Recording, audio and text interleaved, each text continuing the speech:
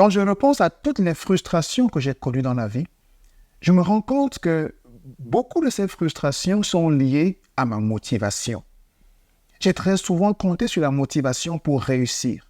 J'ai très souvent mis la motivation comme l'élément principal qui allait me permettre de faire tout ce que je veux, d'atteindre tous les résultats que je veux atteindre. Mais je me suis trompé. Je me suis trompé bien de fois et j'ai été frustré bien de fois. Parce que vois-tu, la motivation, si c'est le seul élément sur lequel tu comptes pour t'en sortir, pour réussir, pour atteindre les résultats que tu souhaites atteindre, je peux te garantir que non seulement tu seras frustré, mais tu n'atteindras jamais les résultats que tu vas atteindre. Dans la vidéo d'aujourd'hui, je veux te montrer quelle est l'alternative, quel est le point qui peut être ajouté, quelle est l'activité, l'action, la façon de faire qu'il faut prendre en considération pour que justement on puisse faire la différence grâce aux actions que l'on pose tous les jours. Je vais te parler de discipline, je vais te parler d'autodiscipline et surtout de comment ça permet de faire la différence. Salut, c'est Patrick et bienvenue sur cette chaîne Elevated Impact, ta destination pour booster ton mindset, ta carrière et ton développement personnel. Si tu souhaites véritablement transformer ta vie, je vais t'inviter à non seulement rejoindre notre communauté, mais surtout à t'abonner. Une chose que j'ai eu véritablement du mal à comprendre, à accepter, c'était que la motivation n'était pas suffisante. Déjà, même que quand j'ai commencé ma carrière, je voulais être ce qu'on appelle motivational speaker, c'est-à-dire un conférencier sur la motivation. J'étais vraiment motivé justement à ce sujet, j'étais vraiment motivé. Jusqu'à ce que je me rende compte, en évaluant mes propres résultats, que la motivation ne suffit pas. La motivation ne suffit pas. On a besoin d'autre chose. Si tu ne comptes que sur la motivation pour t'en sortir, tu ne vas pas y arriver. Pourquoi? Parce que la motivation est temporaire. La motivation n'est pas un élément permanent qui arrive, s'installe et ne repart plus. C'est pour ça que lorsqu'on a interrogé, il y avait un grand conférencier américain qu'on appelait Zig Ziglar. Quand on l'a interrogé une fois sur la motivation, il a dit, écoutez, la motivation, c'est comme une douche. Pour rester propre, il faut se laver tous les jours. On ne se lave pas une fois pour toutes. C'est pareil pour la motivation. La motivation, ça fait du yo-yo, ça monte, ça descend. Il y a des jours où on est motivé et il y a des jours où on n'est pas motivé. La motivation est donc essentiellement temporaire. Il y aura des jours où on aura besoin de faire ce qu'il faut faire, mais la motivation ne sera pas là. Qu'est-ce qu'on fait donc? Est-ce qu'on arrête de faire ce qu'on a envie de faire simplement parce que la motivation n'est pas présente? Donc, pour moi, réussir à comprendre que la motivation est temporaire m'a poussé à chercher d'autres alternatives, à me dire, ok, d'accord, si ce n'est pas la motivation, si la motivation ne suffit pas, quel serait l'autre élément, ou bien quelle serait l'autre chose, l'autre attitude, l'autre façon de faire qui pourrait me permettre de m'en sortir et d'atteindre les résultats que je veux atteindre. Mais il a fallu que je comprenne d'abord que la motivation est temporaire. Parce qu'en réalité, la motivation est un bonus. La motivation est un bonus. Il peut arriver que tu as envie de faire ce que tu dois faire, mais que tu n'es pas motivé du tout. Et c'est là que c'est important d'avoir le prochain élément que je vais te présenter. Si la motivation est donc un bonus, la discipline est une nécessité. Et très souvent, quand on parle de discipline, dans l'esprit de certaines personnes, on peut faire allusion, ou bien on peut penser à la punition. Par exemple, à l'école, quand on disait on va te discipliner, cela voulait dire qu'on va te punir. OK? Et c'est pour ça que quand je viens définir le terme discipline ou autodiscipline, je ne parle pas de punition en tant que telle, mais je parle de la capacité à se donner des instructions et à les suivre. Si je dis je suis discipliné, si je dis je suis autodiscipliné, cela veut dire que je n'ai pas besoin d'attendre un élément extérieur. Comme à l'école, quand on dit on va te discipliner, c'est quelqu'un d'autre. C'est une action extérieure qui intervient. Mais quand tu es discipliné, autodiscipliné, c'est de toi-même que les instructions émanent. Tu es comme ton propre gendarme. Tu te dis, OK, Patrick, tu as décidé de faire telle chose. Tu dois le faire, qu'il vente, qu'il pleuve ou qu'il neige. Ne compte pas simplement sur ta motivation.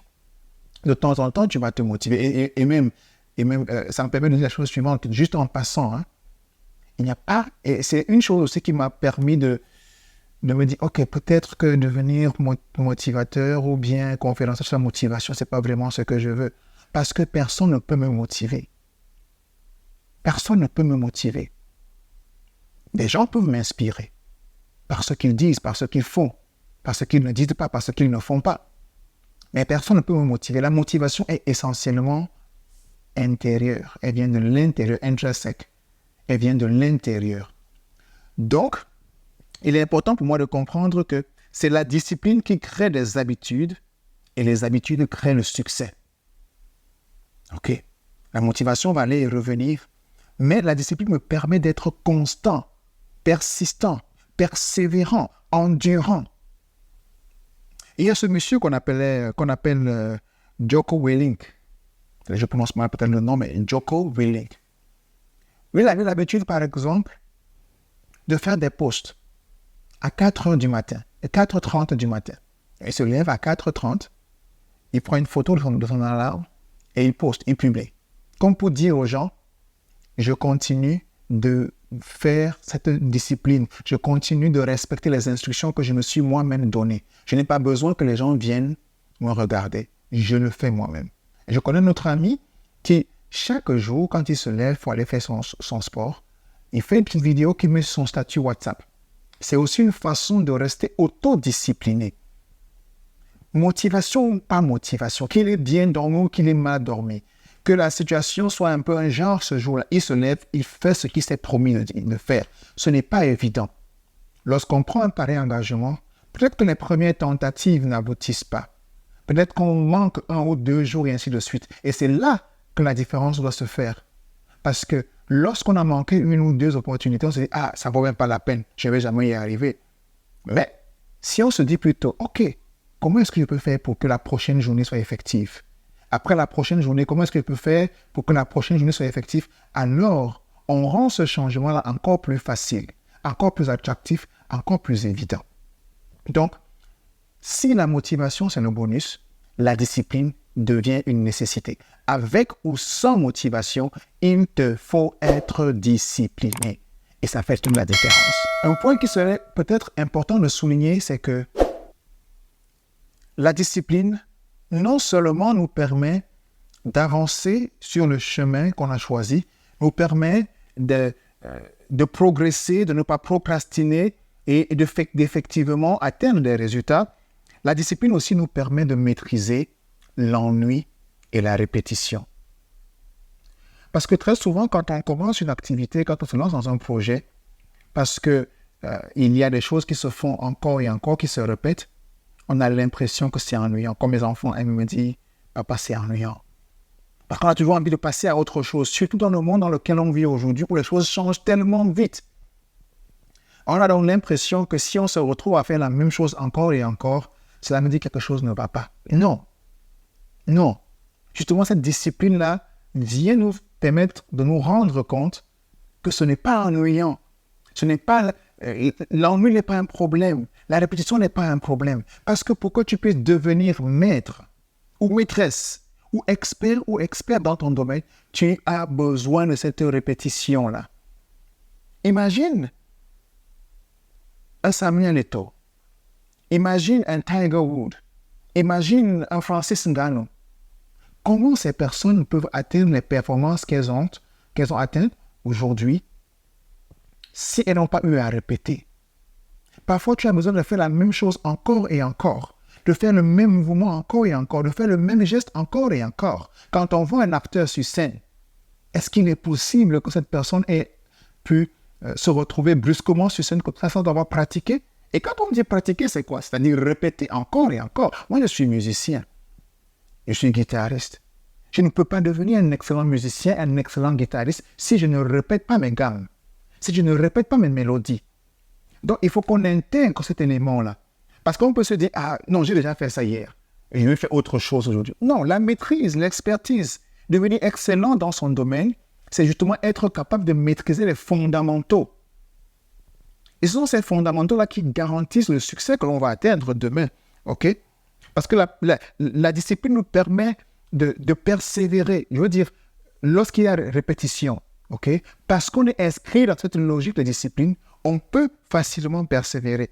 Et c'est cette persévérance-là, dans la répétition, nous donne la force de maîtriser ce qu'on a à maîtriser. Et quand on maîtrise son sujet, on obtient donc des résultats.